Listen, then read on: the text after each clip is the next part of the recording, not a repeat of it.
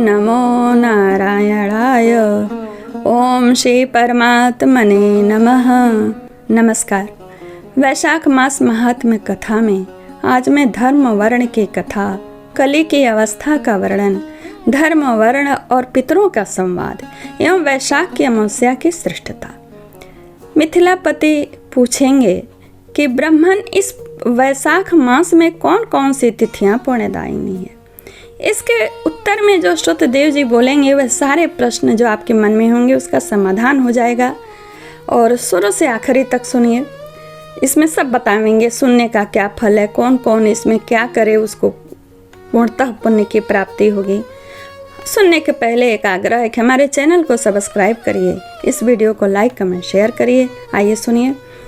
मिथिलापति ने पूछा, ब्राह्मण इस वैशाख मास में कौन कौन सी तिथियां पुण्यदायिनी हैं। श्रुतदेव जी बोले, सूर्य के मेष राशि पर स्थित होने पर वैशाख मास में 300 तिथियां पुण्यदायिनी मानी गई हैं। एकादशी में किया हुआ पुण्य कोटि गुना होता है।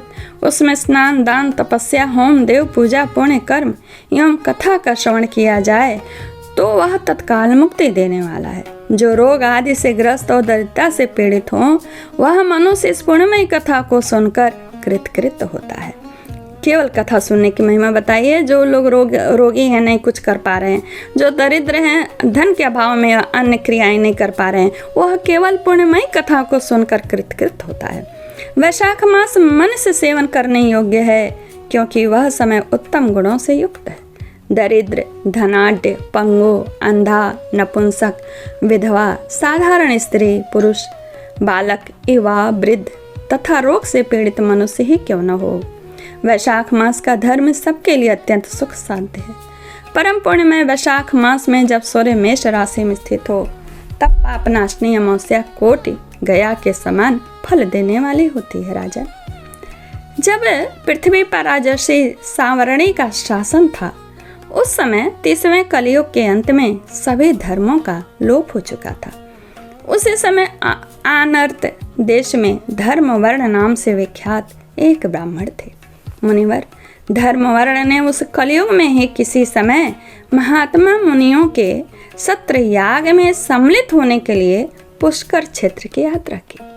वहां कुछ व्रतधारी महर्षियों ने कलयुग की प्रशंसा करते हुए इस प्रकार कहा था, सतयुग में भगवान विष्णु को संतुष्ट करने वाला जो पुण्य 1 वर्ष में साध्य है वही त्रेता में 1 मास में और द्वापर में 15 दिन में ही साध्य होता है। परंतु कलयुग में भगवान विष्णु का स्मरण कर लेने से ही उससे 10 गुना पुण्य देता है। कृते यद्वत सरात साध्यम पुण्यम माधवतोषणम त्रेतायाम मासतः साध्यम द्वापरे पक्षतो निप तस्माद् 10 गुणम पुण्यम कलौ विष्णु स्मृतिर भवेत। कली में बहुत थोड़ा पुण्य भी कोटि गुना होता है। जो एक बार भी भगवान का नाम लेकर दया दान करता है, दुर्भिक्ष में अन्न देता है, वह निश्चय ही ऊर्ध्वलोक में गमन करता है। यह सुनकर देवर्षि नारद हंसते हुए उन्मत्त के समान नृत्य करने लगे, मदमस्त होकर। सभासदों ने पूछा, नारद जी यह क्या बात है। तब बुद्धिमान नारद जी ने हंसते हुए उन सबको उत्तर दिया, आप लोगों का कथन सत्य है, इसमें संदेह नहीं कि कलयुग में स्वल्प कर्म से भी महान पुण्य का साधन किया जाता है तथा क्लेशों का नाश करने वाले भगवान केशव स्मरण मात्र से ही प्रसन्न हो जाते हैं। तथापि मैं आप लोगों से यह कहता हूँ कि कलयुग में ये 2 बातें दुर्घट हैं, शिश्नेन्द्रिय का निग्रह और जिह्वा को वश में रखना। ये दोनों कार्य जो सिद्ध कर ले वह नारायण स्वरूप है। अतः कलयुग में आपको यहाँ नहीं ठहरना चाहिए। कहाँ? एक काम उन्होंने बोला और दूसरा जिह्वा, स्वाद जिह्वा मतलब वाणी भी होती है। पाप, कई तरह के जिह्वा के पाप होते हैं। नारद जी की यह बात सुनकर उत्तम व्रत का पालन करने वाले महर्षि सहसा यज्ञ को समाप्त करके सुखपूर्वक चले गए। धर्म वर्ण ने भी यह बात सुनकर भूलोक को त्याग देने का विचार किया। उन्होंने ब्रह्मचर्य व्रत धारण करके दंड और कमंडलू हाथ में लिया और जटावल कलधारी होकर वे कलयुग के अनाचारी पुरुषों को देखने के लिए घर छोड़ करके चल दिए। उनके मन में बड़ा विस्मय हो रहा था। उन्होंने देखा प्रायः मनों से पापाचार में प्रवृत्त हो बड़े भयंकर एवं दुष्ट हो गए। ब्राह्मण पाखंडी हो चले, शूद्र संन्यास धारण करते, पत्नी अपने पति से द्वेष रखती है, शिष्य गुरु से वैर करता, सेवक स्वामी के और पुत्र पिता के घात में लगा हुआ है। ब्राह्मण शूद्रवत और गौवें बकरियों के समान हो गई। वेदों में गाथा की ही प्रधानता रह गई। शुभ कर्म साधारण लौकिक कृत्यों के ही समान रह गए। इनके प्रति किसी की महत्व बुद्धि नहीं है। भूत प्रेत और पिशाच आदि की उपासना चल पड़ी।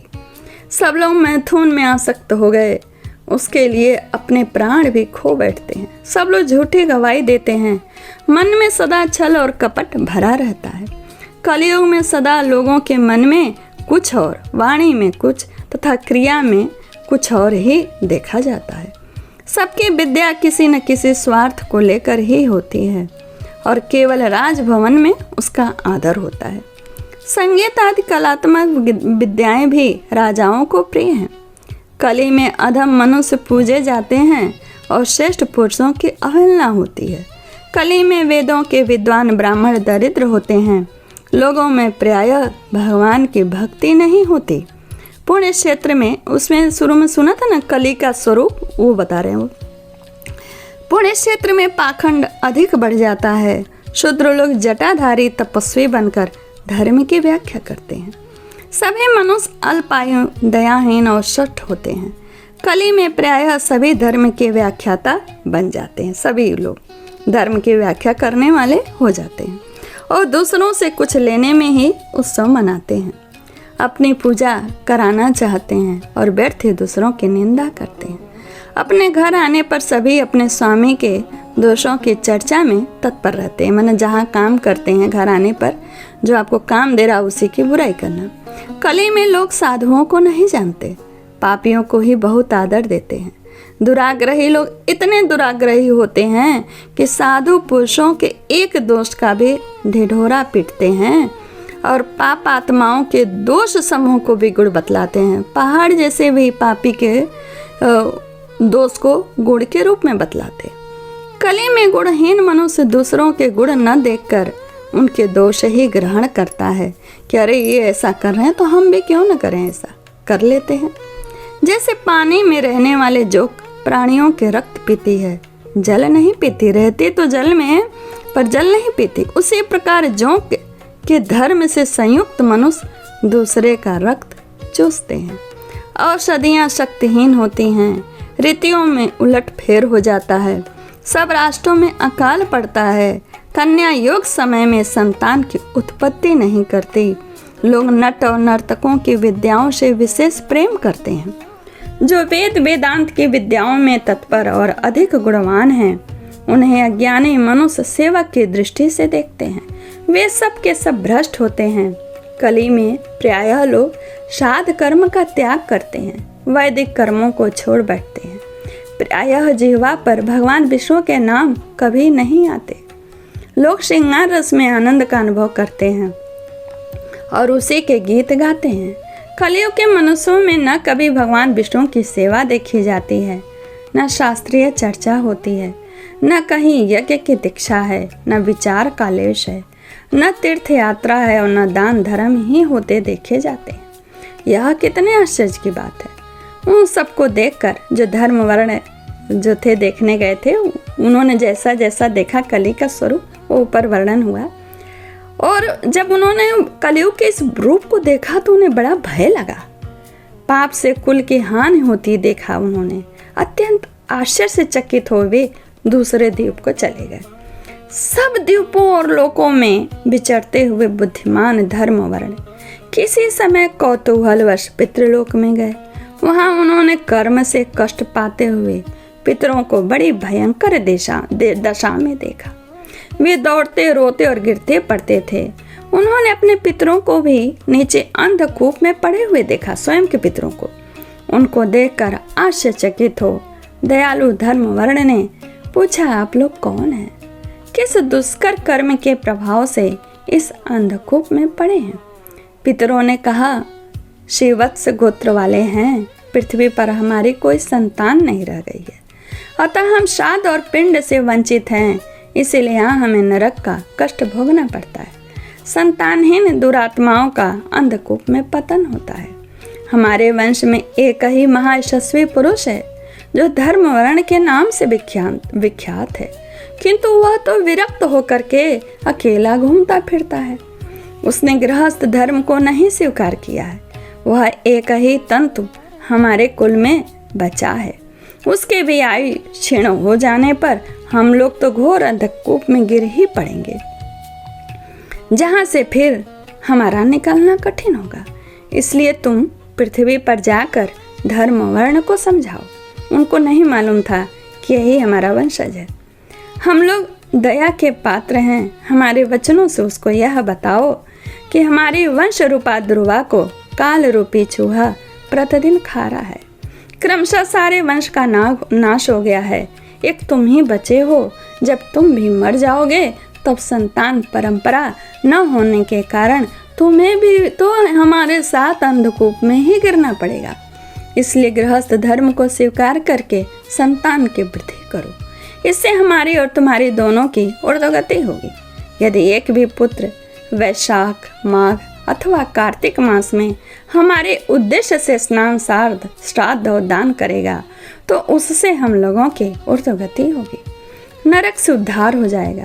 यदि एक पुत्र भी भगवान विष्णु का भक्त हो जाए, एक भी एकादशी का व्रत रहने लगे, अथवा यदि एक भी भगवान विष्णु की पाप नाशक कथा का श्रवण करे तो उसकी 100 बीती हुई पीढ़ियों का तथा 100 भावी पीढ़ियों का उद्धार होता है।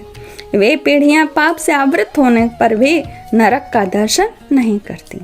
दया और धर्म से रहित उन बहुत से पुत्रों के जन्म से क्या लाभ, जो कुल में उत्पन्न होकर सर्वव्यापी भगवान नारायण की पूजा नहीं करते।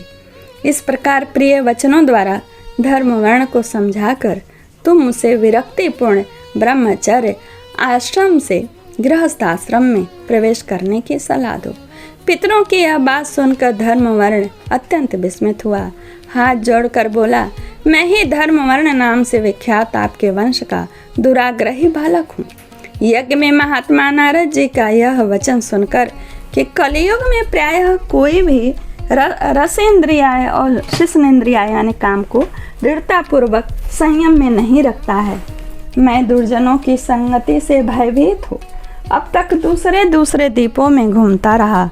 इस कलयुग के 3 चरण बीत गए हैं। अंतिम चरण में भी 3.5 भाग ही व्यतीत हो चुके हैं।